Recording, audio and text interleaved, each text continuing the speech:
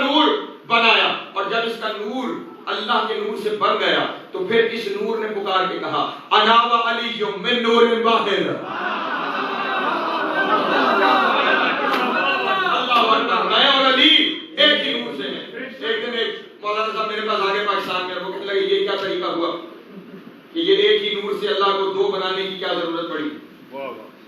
وہ قادر تھا دو الگ الگ نور بنا دیتا۔ سبحان اللہ، بسم اللہ، وہ قادر تھا دو الگ الگ نور بنا دیتا۔ اب یہ یاد رکھیے گا جب بھی آل محمد کے حق کی بات ہو تو گھبرانے کی ضرورت نہیں۔ امام کا ایک صحابی شام میں ایک دفعہ مناظرہ جیت کے واپس آیا تو امام کو ہار مان کے کہنے لگا کہ مولا عجب معاملہ یہ تھا کہ وہ مجھ سے سوال کرتا تھا، مجھے ایسے لگتا تھا جواب میری زبان پہ پہلے رکھا ہوا، جواب میری زبان پہ پہلے رکھا ہوا۔ امام نے کہا شام اپنے ذہن میں محفوظ کر لے، آئندہ آنے والی نسلوں تک ہمارا یہ پیغام پہنچا دینا کہ جب ہمارے حق کی بات ہو گھبرانے کی ضرورت نہیں ہے، زبان تمہاری چلتی رہے گی، لفظ بنا کے ہم رکھتے رہے۔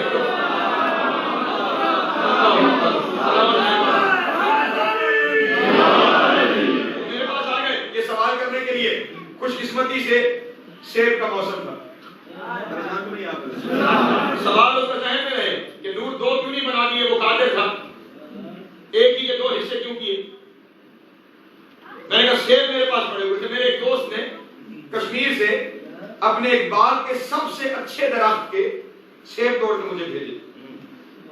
میں نے ایک سیب لیا اور ان کے سامنے جا کر میں نے اس سیب کے دو حصے کیے اور میں نے انہیں کہا کہ آپ تناول فرمائیں۔ انہوں نے پہلے ایک حصہ کھایا، پھر انہوں نے دوسرا حصہ کھایا۔ جب وہ کھا چکے تو میں نے کہا دونوں کیسے تھے؟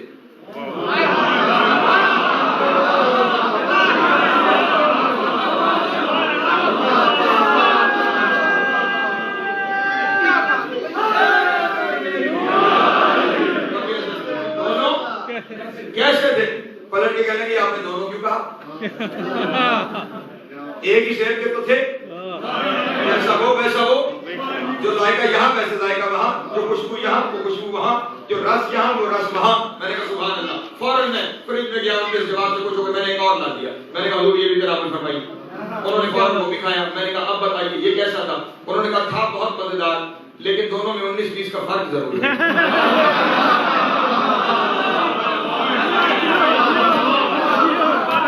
دونوں میں 19-20 کا فرق ضرور ہے۔ میں نے کہا حضور والی ایک ہی باغ، اس باغ کا ایک ہی درخت، یہ بھی اسی کا سیب ہے۔ انہوں نے کہا ہوگا، لیکن کیا کروں کہ مجھے محسوس ہو رہا ہے 19-20 کا فرق ان دونوں میں ضرور ہے۔ میں نے کہا مولانا صاحب اب بھی آپ کو سمجھ میں نہیں آئی، ایک ہی باغ کے ایک ہی درخت کے دو سیب میں نے آپ کو دیے اور آپ نے کہا 19-20 کا فرق ضرور ہے، اور جب ایک کے دو حصے کیے تو آپ نے کہا یہ دونوں ایک جیسے ہیں۔ اللہ اگر دو نور بنا دیتا، آپ کہتے ہیں دونوں نور، لیکن 19-20 کا فرق ضرور ہے۔ اس نے یہ کہہ کے کہ میں نے ایک نور کے دو حصے کیے، بتا دیا جیسا نبی ہے ویسا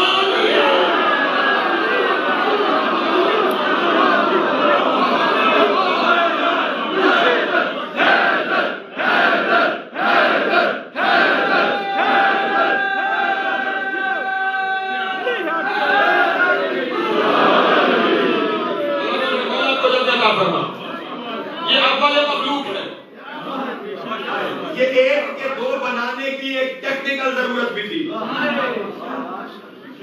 دو لفظ عربی زبان میں استعمال ہوتے ہیں، ایک احد ایک واحد، اور دونوں کا ترجمہ ایک کیا جاتا ہے۔ احد ایک، واحد ایک۔ اگر دونوں کا مطلب ایک ہے تو لفظ دو کیوں ہے؟ لفظوں کا دو ہونا بتا رہا کہ کہیں کوئی مفہوم میں فرق ضرور ہے۔ وہ فرق یہ ہے احد ایسے ایک کو کہتے ہیں جس کے دو نہ کیے جا سکے، جو ناقابل تقسیم ہو اسے احد کہا جاتا ہے، اور واحد ایسے کو کہا جاتا ہے کہ جسے دو برابر حصوں میں تقسیم کیا جا سکے، جسے دو برابر حصوں میں تقسیم کیا جا سکے۔ یہاں دو برابر میں تقسیم کرنے کی ضرورت تھی، کیوں؟ کیونکہ اگر تقسیم نہ کرتا تو پھر معاملہ خراب ہو جاتا۔ اسی لیے اس نے جب اپنی بات کی تو فرمایا قل هو اللہ احد۔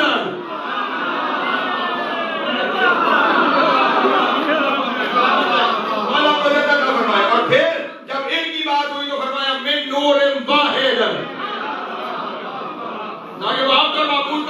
باقی رہے. بہرحال یہ جب نور خلق ہو گئے، 12 حجاب ہیں، 12 بہر ہیں، جن میں رسول کا نور، میں نتیجوں کی طرف جا رہا ہوں، رسول کا نور ہزاروں سال عبادت میں مصروف رہا. جب یہ نور بحر عظمت سے باہر آیا تو اس وقت رسول اللہ کی پیشانی پر پسینہ تھا. رسول نے اپنی پیشانی کے پسینے کو جھٹکا تو نبی بنے.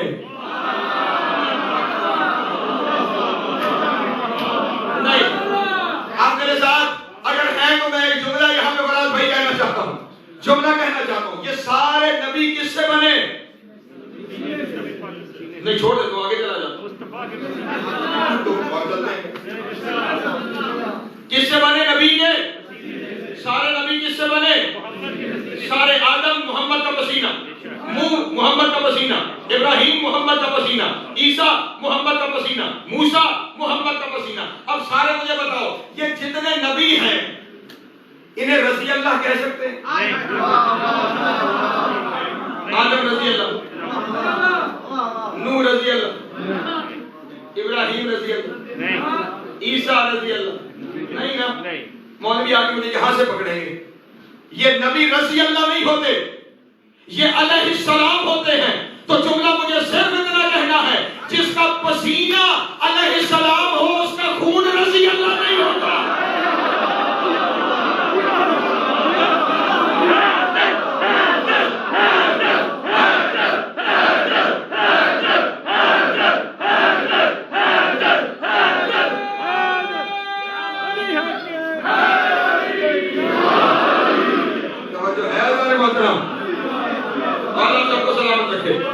یہاں تک آپ کو لاتے لاتے مجھے گھنٹہ بیت گیا اور تقریر اب شروع ہو رہی. پریشان تو نہیں ہو گیا؟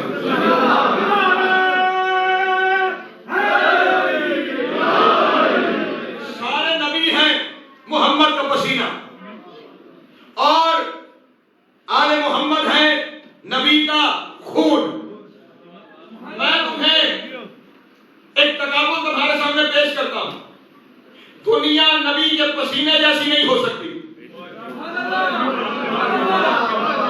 میں تمہیں قرآن سے نبی کے پسینے کا کمال دکھاتا ہوں اور پھر نبی کے خون کا کمال دکھاتا ہوں. پھر تم نے یہ سوچنا ہے جس کا خون ایسا ہے وہ نبی کیسا ہوگا.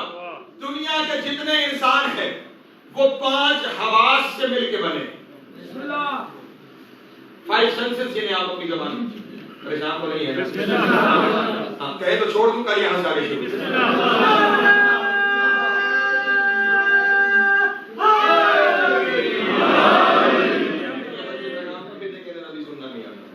پانچ سینسز ہیں، 5 سینسز ہیں. انہی سے انسان عبادت ہے. باصرہ یعنی دیکھنے کی قوت، سامعہ سننے کی قوت، شامعہ سونگنے، لامسہ چھونے کی، ذائقہ چکھنے کی. یہ 5 سینسز ہیں. ٹھیک ہے، انہی 5 سینسز سے انسان عبادت. اب اگر آپ کی توجہ ہو تو میں عام نبیوں کے اور آپ کے ان 5 سینسز کا فرق قرآن سے بیان کروں. قرآن سے بیان کرتا چلا جب آپ کے اور سینسز کا فرق، قرآن سے آپ کے اور نبی کے سینسز کا فرق بیان کرتا ہوں اور پھر اس کے بعد جو کے پسینہ ہے تو پھر پسینے اور خون کا فرق کی ساتھ ساتھ آپ کے سامنے بیان کرتا جاؤں گا. سب سے پہلی چیز ہے باصرہ، دیکھنے کی قوت. آپ کہاں تک دیکھ سکتے ہیں؟ پس دیوار دکھائی دے گا؟ نہیں دکھائی دیتا. آؤ میں تمہیں نبی کا باصرہ دکھاتا ہوں کہ نبی کہاں تک. سورہ نوح ہے. خداوند عالم سے اللہ کا نبی حضرت نوح مخاطب ہو کے کہہ رہا ہے اپنی امت کے بارے میں، اے میرے اللہ لا یلد الا فاجرا کفارا. اے میرے اللہ میں دیکھ رہا ہوں اب ان کی نسلوں میں بھی کوئی مومن پیدا نہیں ہوگا.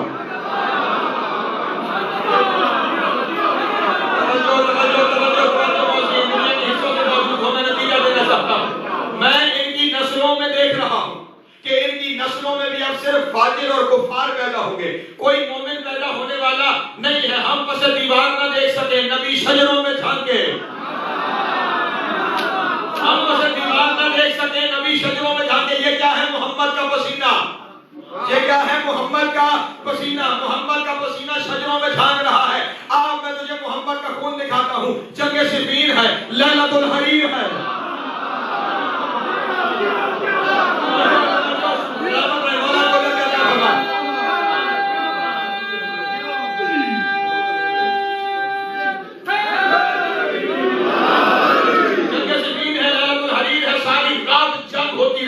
صبح جب ہوئی تو اس وقت طریقہ ہوتا تھا کہ بہادر اپنے اپنے مقتول اور کچھ سے گرا کرتے تھے کہ کس نے کتنے مارے.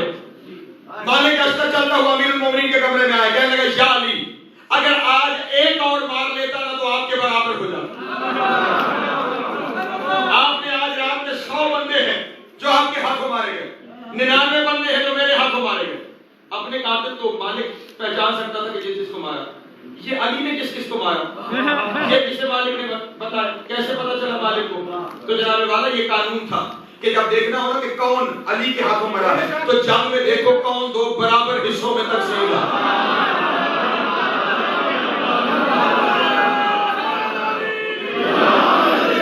علی یوں تلوار چلاتے تھے تو بھی برابر تقسیم کرتے تھے, اور یوں تلوار چلاتے تھے تو بھی برابر تقسیم کر دیتے تھے. فرمایا آپ کے 100 کشتے ہیں اور میرے 99 ہیں, اگر میں ایک اور مار لیتا تو میں آپ کے برابر ہو جاتا. توجہ, وہاں نبی شجروں میں جھانک رہا تھا. نبی شجروں میں جھانک رہا تھا. امیر المومنین نے فرمایا مالک اشتر خبردار, تو ایک اور نہیں 1000 بھی اور مار لیتا تو پھر بھی میرے برابر نہیں ہو سکتا تھا. اس نے کہا مولا اس کی وجہ کیا ہے؟ امام نے فرمایا جب تو میدان جنگ میں جاتا ہے تو تیری تلوار ایسے کاٹتی ہے جیسے گاجر مولی کو کاٹا جاتا ہے, اور جب علی میدان جنگ میں لڑتا ہے تو علی کی تلوار چلنے سے پہلے اس کی پشت میں جھانک کے دیکھتی ہے. 70 پشتوں میں اگر کوئی مومن ہو تو قتل نہیں کرتی. اوپر سے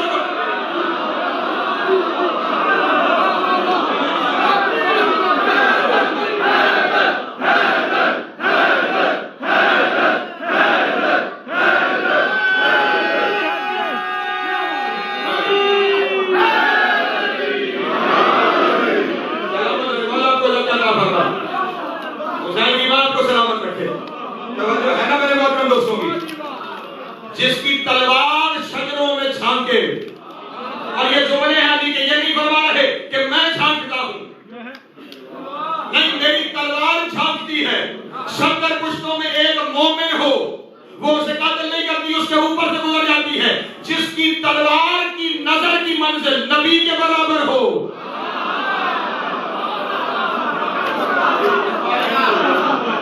تو اس علی کا مقام کیا ہوگا, اور جسے علی اپنا آقا کہے,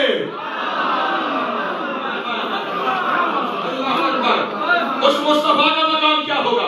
یہ پہلی منزل ہے کہ جہاں دیکھنے کا, میں بڑی تیزی سے گزر رہا ہوں, 1 گھنٹے سے زیادہ وقت ہو چکا, دیکھنے کی بات. اگلی منزل ہے سننا. آپ کہاں تک سن سکتے ہیں؟ ہماری جو ہیئرنگ رینج ہے وہ 0 سے 20 ڈیسیبل تک ہے. جو آواز اس کے درمیان ہو وہ سنائی دیتی ہے, نہ اس سے نیچے کی آواز سنائی دیتی ہے نہ اس سے اوپر کی. وہ جو سونک بوم آپ ایک سنتے ہیں, پہلے کتابوں میں پڑھایا جاتا تھا, وہ کیا ہوتا ہے جب آواز کی رفتار کو کراس کر جاتا ہے جہاز کو, اس وقت بوم پیدا ہوتا ہے. ٹھیک ہے, تو ہم ایک خاص سطح تک نہ اس سے اوپر سن سکتے ہیں نہ اس سے نیچے سن سکتے ہیں. آپ نے کبھی چونٹیوں کو بولتے سنا؟ نہیں.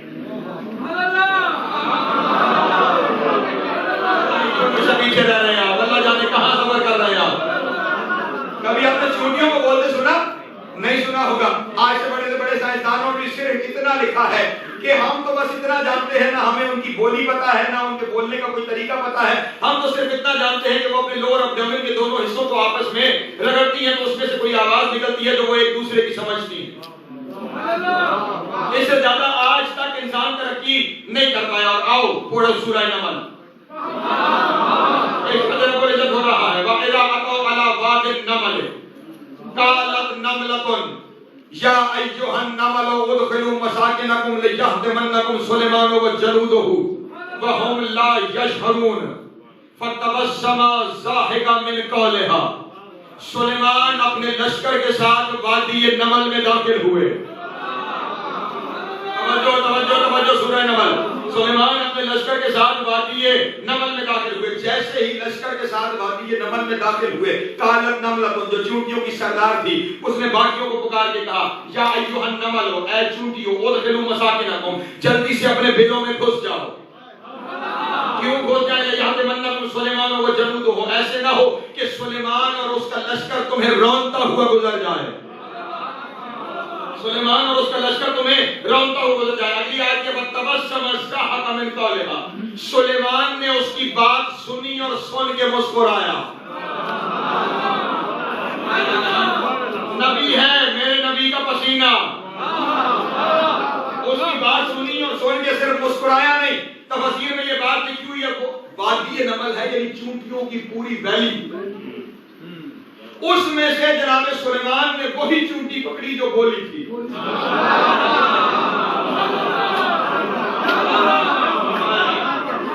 میں جملہ یہاں پہ حلیہ کرنا چاہتا ہوں, جملہ حلیہ کروں گا, اللہ کرے آپ میرے ساتھ شامل ہو.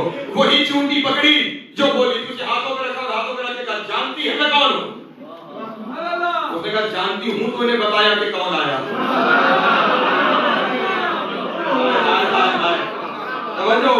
جانتی ہوں تو بتایا ہے کہ کون آیا ہے. کہا اگر یہ جانتی ہے اور میرا نام تو نے بتایا تو پھر میرا عہدہ بھی جانتی ہوگی. اس نے کہا بے شک آپ اللہ کے نبی ہیں. کہا اگر تو یہ جانتی ہے کہ میں اللہ کا نبی ہوں تو پھر تو نے باقیوں کو کیوں کہا کہ بلوں میں نہ گھس جاؤ اور میں تمہیں رونتا ہوا نہ گزر جاؤں؟ کیا تجھے میرے عدل پہ شک ہے؟ اللہ اکبر, توجہ توجہ, اللہ کرے میں جملہ حلیہ کروں اور آپ میرے ساتھ شامل ہو جائیں. کیا تجھے میرے عدل پہ شک ہے کہ میں تم سب کو رونتا ہوا گزر جاؤں گا؟ اللہ اکبر. نبی سے کہنے لگی, نبی اللہ آپ تو معصوم ہیں, مجھے آپ پہ شک نہیں ہے, لیکن جو ساتھ ہے وہ تو معصوم نہیں.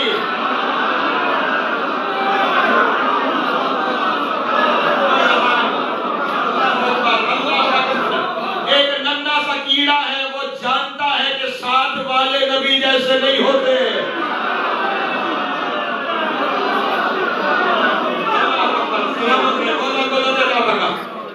چونٹی بولی, نبی نے سنا اور اسے پکڑ کے رکھا. یہ تھا میرے نبی کا پسینہ, میرے نبی کا پسینہ. آج میں تجھے دکھاتا ہوں اب میرے نبی کا خون. جنگ صفین سے ہی واپسی ہے, گزر ہو رہا ہے امیر کائنات کا اور مالک اشتر کا وادی نمل سے. ادھر علی اپنے لشکر سمیت وادی نمل میں داخل ہوئے, ادھر سلیمان داخل ہوئے تھے. اعلان ہوا بلوں میں گھس جاؤ. ادھر علی داخل ہوئے, آواز آئی جلدی باہر آؤ, جو روز رزق دیتا ہے وہ آیا.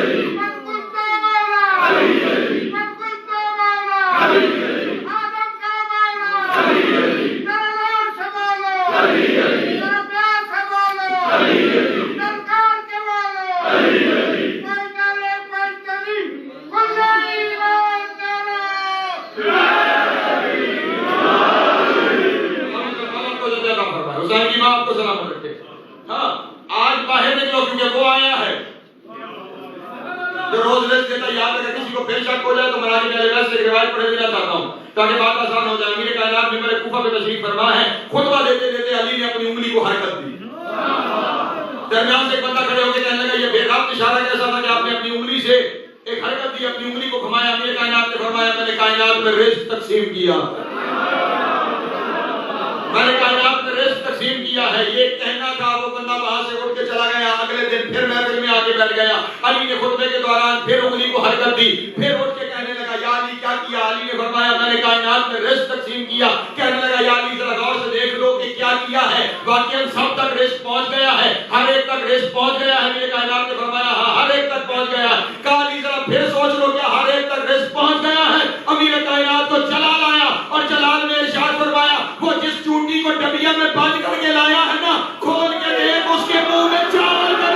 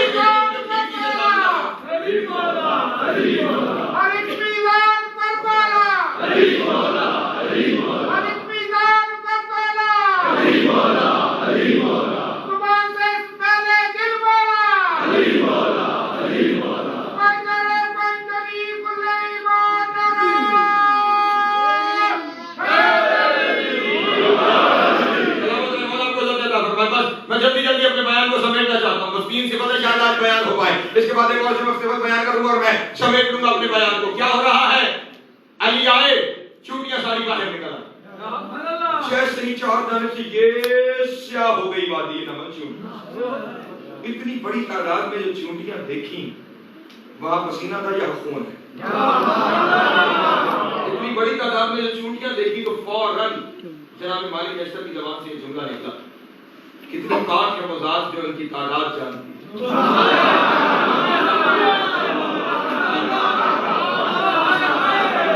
کتنی پاک ہے وہ ذات جو ان کی تعداد جانتی ہے. میرے کائنات کے ارشاد فرمایا مالک اشتر اس پاک ذات سے مراد کیا ہے تیری؟ اس نے کہا مولا خدا بند عالم کو مخاطب کر کے کہہ رہا ہوں کہ تو کتنا پاک ہے کہ جو ان چونٹیوں کی تعداد بھی جانتا ہے. علی معیار توحید بتا رہے ہیں. کہا خبردار مالک اشتر دنیا یہ کہتی رہے تیری زبان سے یہ جملہ اچھا نہیں لگتا. کہا کیوں مولا اللہ کے علاوہ بھی کوئی ہے جو ان کی تعداد جانتا ہے؟ میرے کائنات نے فرمایا ادھر دے. نہیں ابھی جملہ اس سے آگے ہے, ابھی جملہ اس سے آگے ہے. سن مالک اشتر صرف یہ نہیں کہ میں ان کی تعداد جانتا ہوں, میں یہ بھی جانتا ہوں ان میں نر کتنے ہیں, ان میں مادہ کتنے ہیں, ان میں نر کتنے ہیں, ان میں مادہ کتنے ہیں. جملہ سننا, ان میں نر کتنے ہیں, ان میں مادہ کتنے ہیں. ابھی علی نے یہ جملہ کہا تھا وادی نمل میں ہلچل مچی, آدھی چونٹیاں ایک طرف جانے لگی, آدھی دوسری طرف جانے لگی. مالک اشتر نے کہا مولا یہ ہلچل کیسی ہے؟ امیر کائنات نے ارشاد فرمایا تم نے سنا نہیں کہ میں نے کہا ہے میں جانتا ہوں کہ نر کتنے ہیں اور مادہ کتنے ہیں. میرے دعوے کی دلیل میں نر ایک طرف جا رہے ہیں, مادہ تو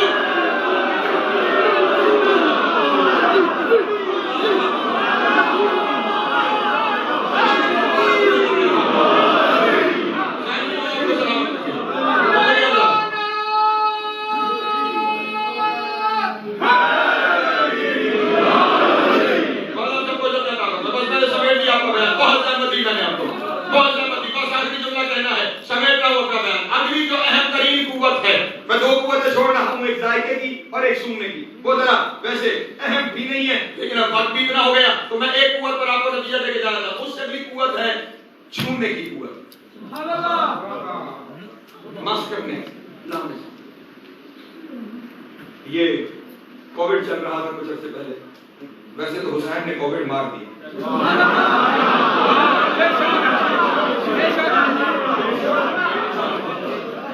کیا کہہ رہے تھے؟ چھونا مت ایک دوسرے, قریب مت جانا, بیماری پھیل جائے گی. ہمارے چھونے سے پھیلتی ہے بیماری, اور میرے نبی کے پسینے کے قطروں میں سے ایک قطرے کا نام ہے عیسیٰ. وہ چھوئے تو شفا ملتی ہے, وہ چھوئے تو شفا ملتی ہے. تمہارے چھونے سے بیماری پھیلتی ہے, نبی کے چھونے سے شفا ملتی ہے. لیکن یہ ہے میرے نبی کا پسینہ. آج میں تجھے دکھاؤں اپنے نبی کا خون, اور اس خون کا نام ہے حسین ابن علی.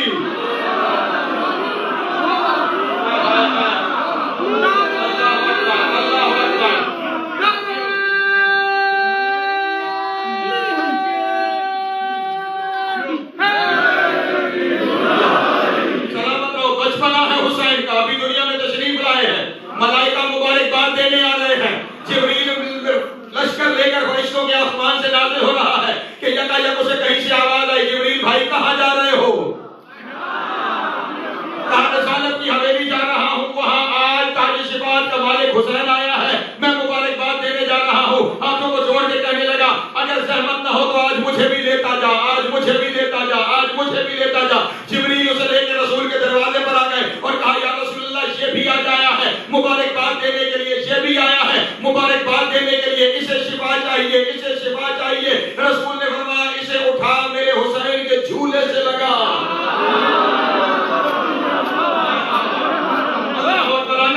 بہرانی نے اپنی کتاب مدینہ المعجز میں یہی جملے لکھے ہیں. یہ نہیں کہا کہ حسین سے مس کر چھونے کی قوت, یہ نہیں کہا کہ حسین سے مس کر, کہا اسے حسین کے جھولے سے مس کر, اسے حسین کے جھولے سے مس کر.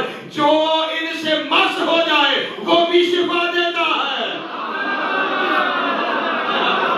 جو ان سے مس ہو جائے وہ بھی شفا دیتا ہے. اور اسے پار ملے, اور پار مل کے وہ اڑا, اور اڑنے کے بعد وہی جملہ کہا جس کی وجہ سے پہلے عذاب ہوا تھا. کہنے لگا مم مثلی مجھ جیسا کون ہے, مم مثلی مجھ جیسا کون ہے, مم مثلی مجھ جیسا کون ہے. جبریل نے فوراً پرواز کر کے کہا پہلے اسی جملے پہ معطوف ہوا تھا, اب پھر وہی جملہ کہہ رہا ہے. کہتا پہلے دلیل نہیں تھی, آج میرے پاس دلیل ہے.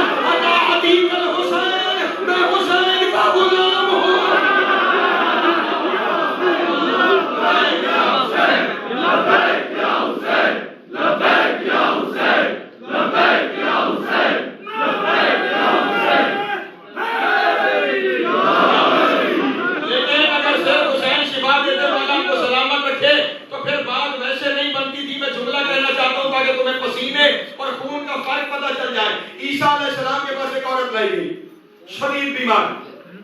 آپ اپنے موشے کے مطابق سے شفا دیجیے. حضرت عیسیٰ جو کرتے تھے وہ کیا, وہ ٹھیک نہ ہوئی, وہ ٹھیک نہ.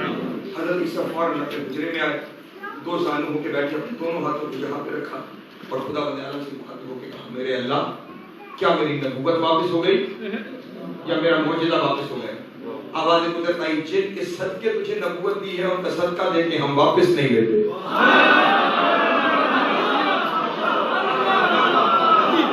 اللہ اکبر, اللہ اکبر. تو جملے تو لینے والے ہوتے ہیں, ہم واپس نہیں لیتے. کہا پھر میرے اللہ معاملہ کیا ہے, اسے شفا کیوں نہیں مل رہی؟ آواز قدرت آئی, سنو تمہیں میں نے نبی کس قوم کے لیے بنا کے بھیجا؟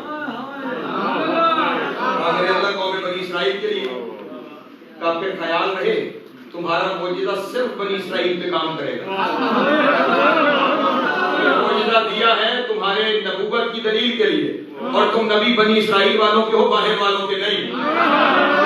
اس لیے تم صرف شفا دے سکتے ہو بنی اسرائیل والوں کو. یہ عورت بنی اسرائیل والوں میں سے نہیں ہے, یہ عورت بنی اسرائیل والوں میں سے نہیں ہے. توجہ توجہ توجہ, یہ عورت بنی اسرائیل والوں میں سے نہیں ہے جو اپنی قوم کے باہر کے بندے کو شفا نہ دے سکے. وہ پسینہ ہوتا ہے اور جس کا پہلا مریض عارض کا فرشتہ ہو وہ خون ہوتا.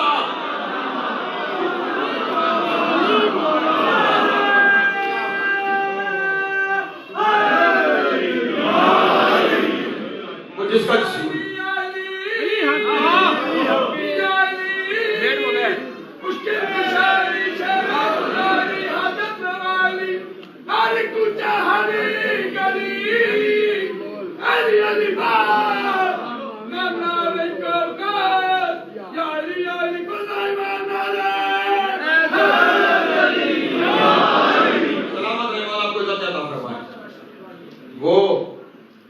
جس کا گہوارہ شفا بنتا, آج اس کے بچے کا گہوارہ برآمد.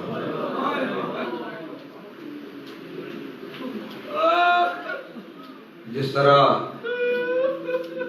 اب تھوڑی سی آواز بڑھا دیں, جس طرح حسین رسول کو پیارا ہے اس طرح اصغر حسین کو. اور پہلا جملہ ہی کہوں گا تو پھر اس سے آگے شاید کہنے کی ضرورت ہی نہ پڑے مجھے. یہ آل محمد کا وہ شہزادہ ہے جس کی ساری زندگی سفر میں گزری. میں نے لفظ کہہ دیا, لفظ کہنا. کل 19 دن کا تھا وطن چھوڑا,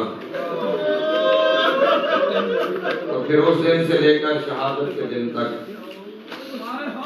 سفر اور جنگلوں کے سفر.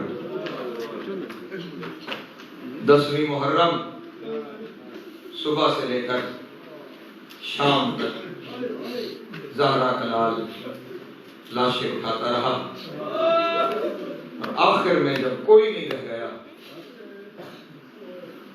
زہرا کے لال نے کربلا کے بن میں یہ آواز کی, حل من ناصر یا رسول اللہ, حل من ذابت یذب عن حرم رسول اللہ. ہے کوئی غریب کی مدد کرنے والا, ہے کوئی محمد کی بیٹیوں کے پردے بچانے والا؟ جیسے ہی یہ استغاثہ بلند ہوا, خیام حسینی سے گریے کی. امام علیہ السلام فوراً اپنی جگہ سے اٹھے اور خیام کے دروازے پہ پہنچ کے کہا, ابھی تو میں زندہ ہوں. پھر یہ گریے کی آواز کیسی ہے؟ خیمے سے جناب زینب کی آواز آئی, حسین ایک دفعہ خیمے میں آؤ. امام حسین جیسے ہی خیمے میں داخل ہوئے عجب منظر دیکھا. 6 مہینے کے بچے نے اپنے آپ کو گہوارے سے گرا لیا ہے. اجرکم اللہ. کونیوں اور گھٹنیوں کے پل کربلا کے بان کی جانب چلتے ہوئے گویا یہ کہہ رہا ہے, بابا بیٹے کے ہوتے غریب نہ کہہ, بابا بیٹے کے ہوتے اکبر کے قاتلوں سے استغاثہ نہ کرو. بابا بھی آپ کا بیٹا زندہ ہے. حسین نے مٹی سے اپنا لال اٹھایا, سینے سے لگایا, اور جناب رباب کی جانب دیکھ کے امام حسین نے ایک جملہ کہا, رباب اجازت دیتی ہو تمہارے بچے کو پانی میں لا لاؤ. اجرکم اللہ کر لینا گریا، یہی دن رونے کے ہیں، اگلے سال جو ہوگا وہ اصغر پہ ہو سکے گا۔ اس ماں کو پرسہ دینا ہے جو کربلا سے لے کے شام تک جہاں بھی قافلہ بیٹھتا تھا زمین پہ لکیریں بنا کے کہتی تھی کہ میرا اصغر چلا گیا۔ اجرکم اللہ، اجرکم اللہ، مولا تقریہ قبول کرے۔ رباب اجازت دیتی ہو، میں مسرور کے مسائل پڑھنا چاہتا ہوں، رباب اجازت دیتی ہو میں تمہارے لال کو پانی پلا رہا ہوں۔ کہا مولا آپ کا بیٹا ہے، میرے پاس تو امانت۔ مولا لیتے جائے۔ حسین نے لال کو سینے سے لگایا، ابھی 2 قدم چلے تھے کہ جناب رباب نے پکار کے کہا آقا اگر اجازت ہو تو چند لمحے کے لیے میرا لال مجھے دے۔ کہا لو رباب لے لو۔ جناب رباب اپنے خیمے میں لے گئے شہزادے کو، تبرکات سے صندوق سے نیا کرتا نکال کے اصغر کو پہنا، اپنے ہاتھوں سے اصغر کے خشک بالوں میں کنگھی کی، اپنے خشک ہاتھوں سے کربلا کی خاک کو اصغر کے چہرے سے صاف کیا، پھر ایک رومال سے ایک ننھی سی تلوار بنا کر جناب رباب نے حضرت علی اصغر کی کمر سے حمایت کی۔ اس حال میں تیار کر کے جب لا کے دیا نا امام حسین کو، امام نے اپنے بیٹے کا بدلا ہوا حلیہ دیکھا تو کہنے لگی رباب لال کو تیار کر کے لائی ہو، رباب لال کو تیار کر کے لائی ہو۔ اگلا جملہ سنو گے قیامت کا جملہ ہے، رو کے کہنے لگی آقا و مولا آج تک دنیا کہتی ہے کہ اسماعیل کی ماں حجرہ کو پتا نہیں تھا کہ ابراہیم قربانی کے لیے لے کے جا رہے ہیں، میں آج دنیا کو بتانا چاہتی ہوں ماں نے خود تیار کر کے بھیجا، میں اپنے لال کو قربانی بنا کے خود اجرکم اللہ، اجرکم اللہ، اور مولا تمہارا گریہ قبول کرے، جناب سیدہ تمہارا ماتم قبول کرے، میں اپنے لال کو اجرکم اللہ، اجرکم اللہ، بس حوصلے سے جملے سنتے جانا، حوصلے سے جملے سنتے جانا۔ اپنے بچے کو تیار کر کے امام نے ایسے یوں اس انداز میں میری طرف دیکھتے رہنا، اصغر کو اٹھایا۔ بی بی نے کہا آقا اگر ایک اور گزارش، کہا بولو رباب کیا کہتی ہو؟ کہا آقا میرے لال کو ایسے نہ اٹھائیں، ایسے اٹھائیں۔ کہا رباب ایسے کیوں اٹھاؤں؟ روتے ہوئے کہا ایک تو آپ کے سر کا سایہ اس پہ رہے گا، اور دوسرا جب تک آپ جاتے رہیں گے مجھے اپنے لال کا چہرہ دکھائے گا۔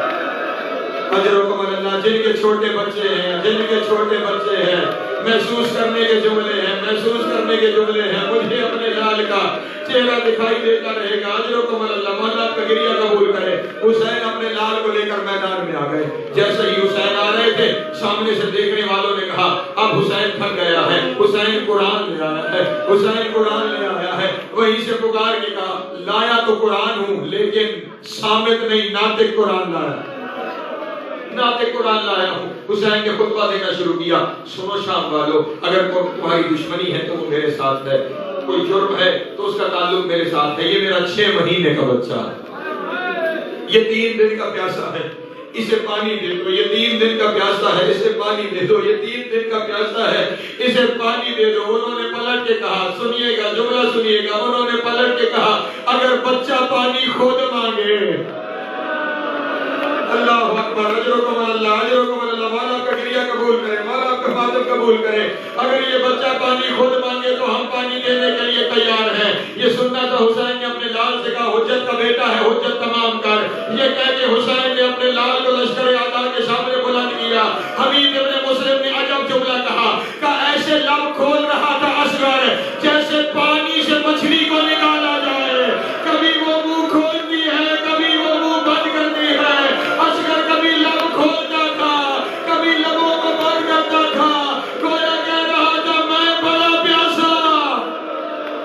اجرکم اللہ، اجرکم اللہ، مولا تمہارا گریہ قبول کرے، حسین کی بات تمہارا ماتم قبول کرے۔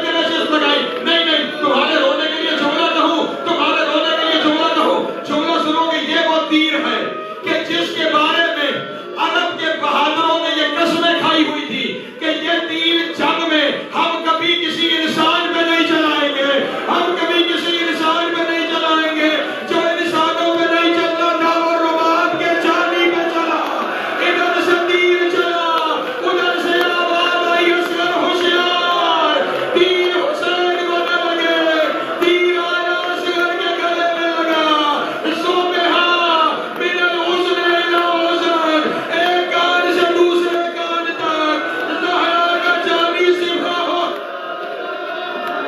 اجر کو میں اللہ کر لو گریا، کر لو گریا، چھولا آنا ہے نا تو اس کے شایان شاد ہونا چاہیے، تمہارا گریا اس کے شایان شاد ہونا چاہیے، اس کے شایان شاد ہونا چاہیے۔ دیکھنا میری طرف، ایک کان سے دوسرے کان تک حسین کا لال سفا ہو گیا۔ آقا نے اپنا لال اٹھایا۔ میں روک کے چھوڑنے کہنا چاہتا ہوں، چلتے ہوئے حسین خیمے کے دروازے پہ آئے۔ ابھی 10ویں آئے گی نا تم ایک عمل کرو گے، 7 دفعہ آگے جانا، 7 دفعہ پیچھے آنا۔ یہ جانتے ہو عمل کیا ہے؟ حسین اپنے لال کو اٹھائے ہوئے ہیں، خیمے کے اندر رباط ہے، آگے جاتے ہیں، سوچتے ہیں ماں کو کیسے دکھاؤ۔ اجرکم اللہ، پھر پیچھے پلٹتے ہیں۔ جب 7 دفعہ حسین آگے پیچھے ہوئے نا، آخر خیمے سے آواز آئی زہرا کا لال آ جا، زہرا کا لال آ جا۔ حسین اپنے لال کو لے کے خیمے میں گئے، جناب رباط کے حوالے بچہ دیا، روتے ہوئے کہنے لگے رباط آج اس طرح کر تو لاشا اٹھا میں قبر بناتا۔ اجرکم اللہ، بس آخری جملہ ہے، بس آخری جملہ ہے، تو لاشا اٹھا میں قبر بناتا ہوں۔ یہ کائنات کی پہلی ماں ہے جس نے بچے کا جنازہ اٹھایا ہے، جس نے بچے کا جنازہ اٹھایا ہے۔ حسین نے ذوالفقار سے تلوار بنانا شروع کی، تلوار سے آواز آئی تیرے بچوں کی قبریں بنانے تو نہیں آئی تھی، تیرے بچوں کی قبریں بنانے تو نہیں آئی تھی۔ آگے حسین نے اپنے چاند کو ایک جملہ کہنا ہے، سننا جملہ سننا، چاند کو کربلا کی ریت پہ لٹایا۔ پھر حسین نے اپنے ہاتھوں سے پاؤں پہ مٹی ڈالی، پھر سینے میں مٹی ڈالی۔ جب چہرے کی باری آئی حسین کی کمر پھر گئی، بس پاؤں سے مٹی ڈال کے کہا او میرا لال تو اس قابل تو نہیں تھا، تجھے کربلا کے بل میں لٹایا جاتا، ابھی اصغر کو لٹایا تھا کہ سغرا کا قاصد آ گیا۔ کہنے لگا سغرا نے اصغر کے کرتے بھیجے ہیں۔ حسین کرتے لے کر اصغر کے گہوارے میں آ گیا، اور وہ کہا اصغر جاگ، اصغر تیری بہن نے تیرے کرتے۔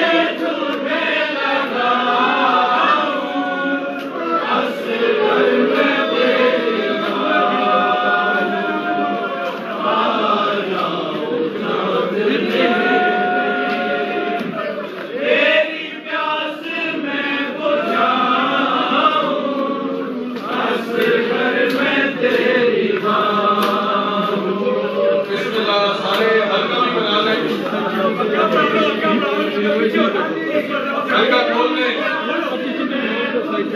ماشاءاللہ نظر مولا علی حسین صفحے بنا لیں نماز حسین کا وقت ہے یا حسین یا حسین یا حسین